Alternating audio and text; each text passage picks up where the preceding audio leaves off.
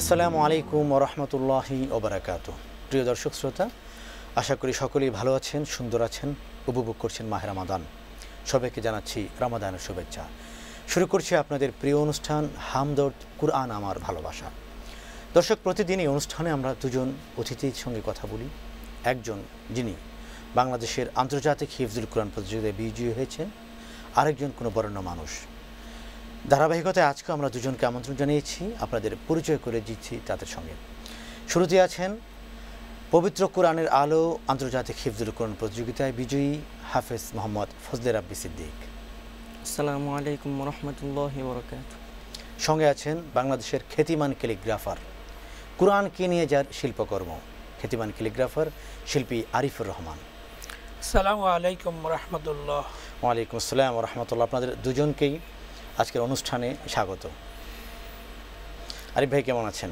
জি, ইনশাআল্লাহ ভালো। আমরা সবসময় দেখি যে কোরআন নিয়ে আপনি ক্যালিগ্রাফি করেন, দেশে বিদেশে আপনার এই ক্যালিগ্রাফি ভূয়সী প্রশংসা কুড়িয়েছে, বাংলাদেশের সুনাম বৃদ্ধি করেছে। আজকের অনুষ্ঠানে আমরা আপনাকে পেয়ে অত্যন্ত আনন্দিত। দর্শক, শুরুতে আমরা শুনব পবিত্র কোরআনের আলো প্রতিযোগিতার বিজয়ী হাফেজ মোহাম্মদ ফজলে রাব্বি সিদ্দিকের কাছ থেকে তার কোরআনের গল্প এবং কোরআনের তেলাওয়াত। ফজলে রাব্বি, তুমি কেমন আছো? আলহামদুলিল্লাহ ভালো। অনুষ্ঠানে এসে তোমার কেমন লাগছে? খুব ভালো লাগছে। তুমি যে প্রতিযোগিতায় বিজয়ী হয়েছিলে এর কথা কি আমাদের শোনাবে? জি অবশ্যই। আমি আসলে প্রথমত আমার জীবনে যখন প্রথম মাদ্রাসা পড়ালেখা করি, মূলত আমি ছিলাম যে স্কুলের একজন স্টুডেন্ট। তো আমার আব্বুর ইচ্ছে ছিল যে আমাকে হাফেজ কোরআন বানাবে। তো আমি যখন মক্তবে পড়ি বা স্কুলে হয়তো পড়তাম, তখন মানে যে কোরআনের যে অনুষ্ঠানটা হতো টিভিতে, বিভিন্ন কোরআনের অনুষ্ঠান বাচ্চারা পড়তো, তো তখন আমার আব্বু আমাকে বলতো যে তুমি কি কোনো সময় পারবা এরকম করে পড়তে? তা আমি তখন বলতাম, তো আমি তখন হাফেজই হইনি, কী করে আমি এগুলো পড়বো? তো আমার আব্বু তখন বলতো তো খুব আত্মবিশ্বাস নিয়ে, তুমি একদিন পড়বা। তো হয়তো আমার আব্বুর দোয়া ছিল আমার প্রতি, স্বপ্ন ছিল তোমার। জি জি, যার কারণে আল্লাহ তাআলা আমার এই পর্যায়ে আনছে। তো তখনই আমার আব্বু আর কি ওই প্রতিযোগিতা দেখার পরেই আমাকে মাদ্রাসা দেয়। তোমার দেশের বাড়ি কোথায়? আমার দেশের বাড়ি জামালপুর। আব্বু কি করেন? আব্বু সরকারি চাকরি করে। আসলে কয় ভাই বোন তোমরা? আমরা এক ভাই। তুমি যখন প্রতিযোগিতায় বিজয়ী হলে তখন তোমার বাবা মা কতটুকু খুশি হয়েছিলেন? আমার বাবা মা প্রচণ্ড খুশি হয়েছে। আসলে খুশির তো সীমাটা নির্ধারণ করা যাবে না। না, এটা কখনোই নির্ধারণ করা যাবে না। আচ্ছা, আমরা তোমার কাছ থেকে একটু তেলাওয়াত শুনবো। أعوذ بالله من الشيطان الرجيم. بسم الله الرحمن الرحيم. وبرزت الجحيم للغاوين وقيل لهم أين ما كنتم تعبدون من دون الله هل ينصرونكم أو ينتصرون فكبكبوا فيها هم والغاوون وجنود إبليس أجمعون قالوا وهم فيها يختصمون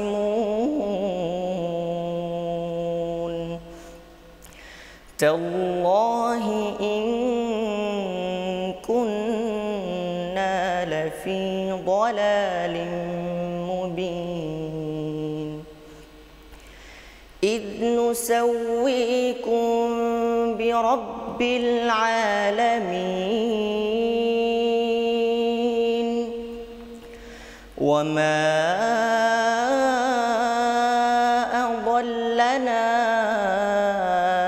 إلا المجرمون فما لنا من شافعين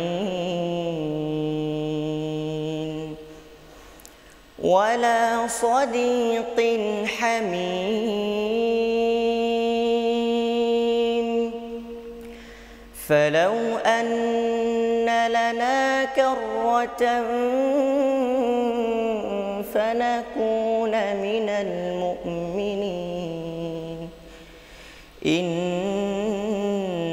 في ذلك لآية وما كان أكثرهم مؤمنين وإن ربك لهو العزيز الرحيم صدق الله مولانا العظيم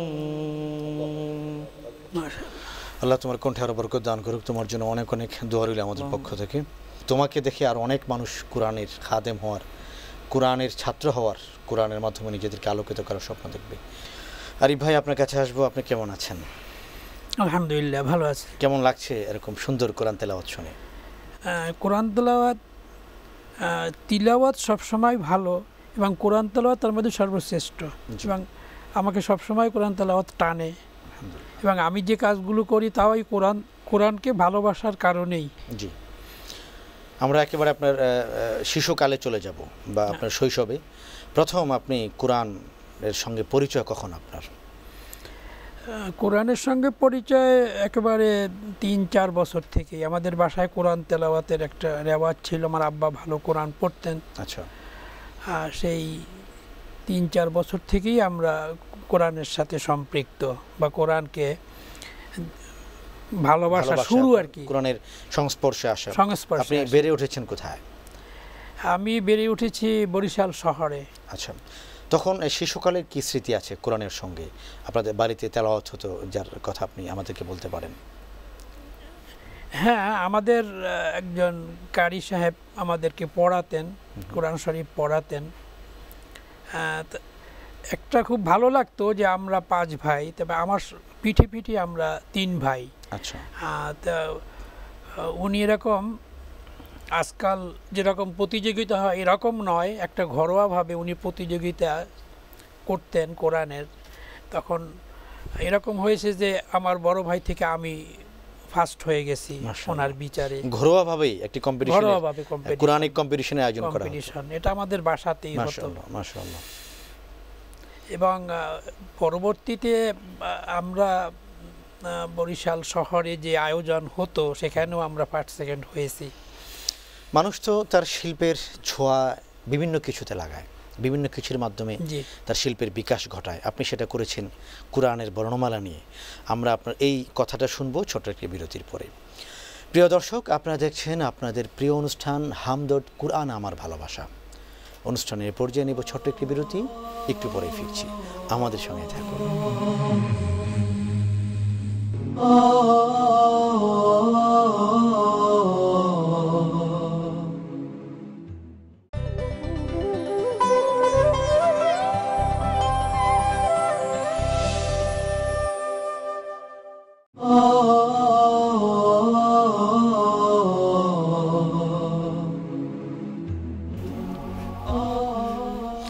প্রিয় দর্শক, বিরতির পর আবার আমন্ত্রণ। আপনারা দেখছেন আপনাদের প্রিয় আয়োজন হামদর্দ কোরআন আমার ভালোবাসা।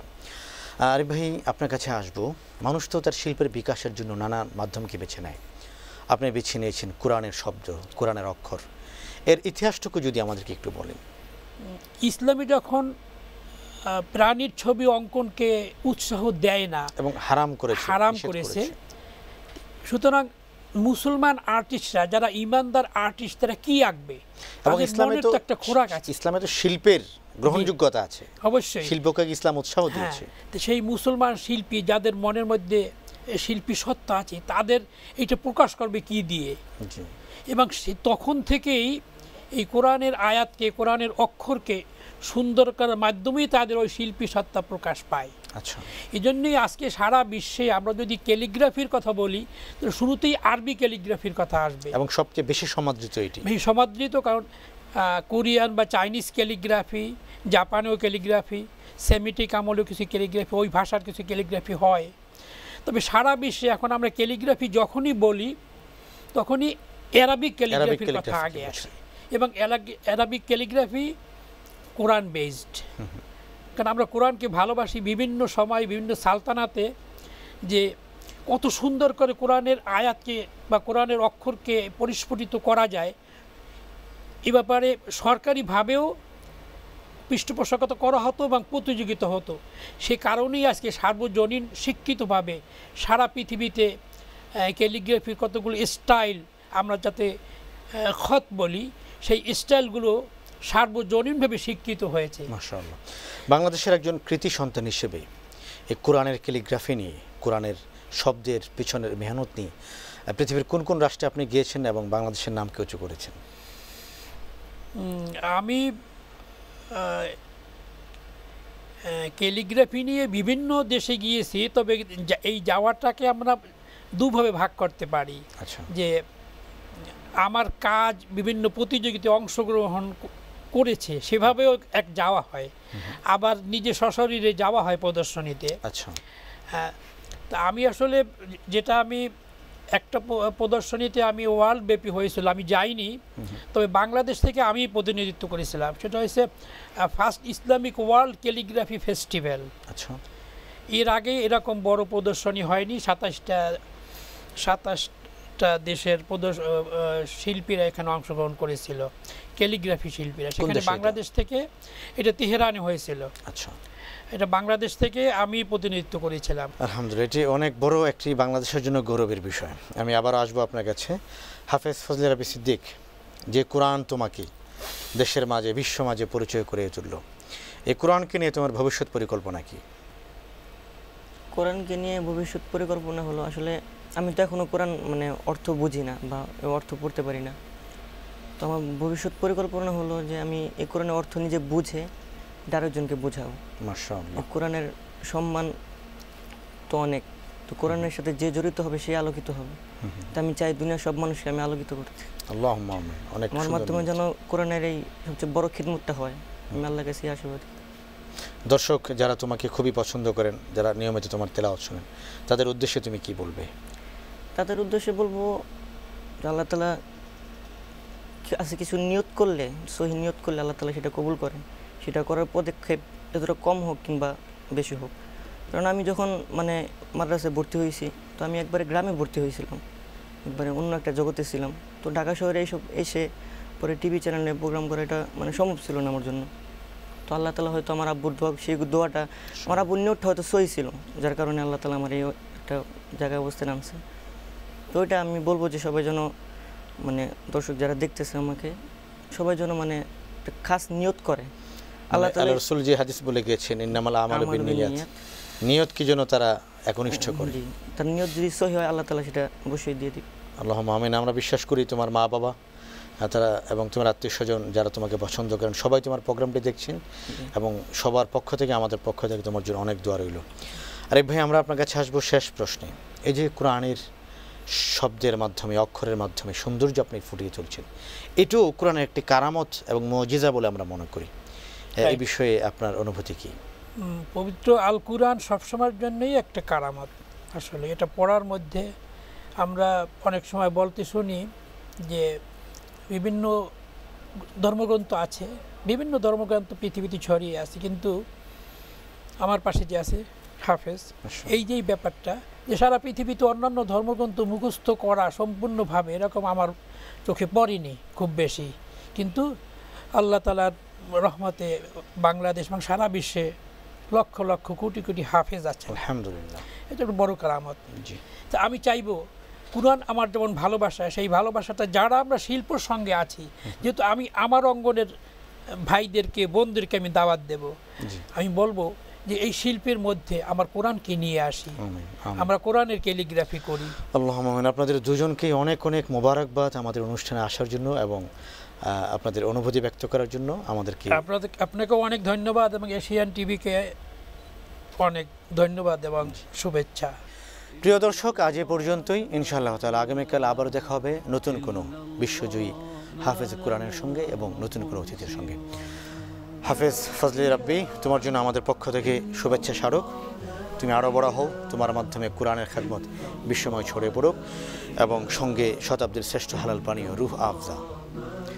আরিফ ভাই, আপনার জন্য আমাদের পক্ষ থেকে অমূল্য উপহার পবিত্র কুরআনুল কারীম, আপনার মাধ্যমে কোরআনের খেদমত গোটা বিশ্বময় ছড়িয়ে পড়ুক এবং সঙ্গে শতাব্দীর শ্রেষ্ঠ হালাল পানীয় রুহ আফজা।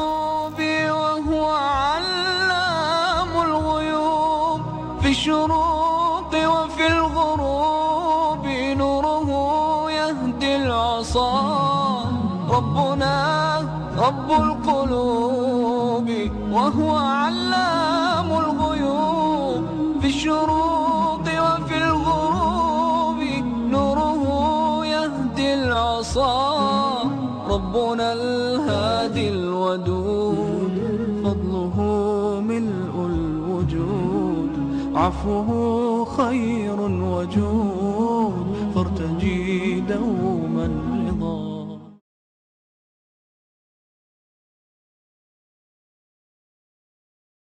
أعوذ بالله من الشيطان الرجيم بسم الله الرحمن الرحيم আল্লাহ রাব্বুল আলামিনের পক্ষ থেকে প্রেরিত বান্দার জন্য এক অনন্য বার্তা। এই কোরআনে তিনি কি বলেছেন আমাদের জন্য? কোরআন যে একটা জীবন্ত প্রতিষ্ঠান, এটা বোঝা যায় যখন কোরআন করিমকে জিজ্ঞাসা করা হয়, মহামান্য কোরআন, আপনি ধরাধামে আসবার আগে কোথায় ছিলেন? কোরআনুল করিম তখন উত্তর দেয়, বাল হুয়া কোরআনুম মাজিদ ফি লাওহিম মাহফুজ। قال هل يسمعونكم إذ تدعون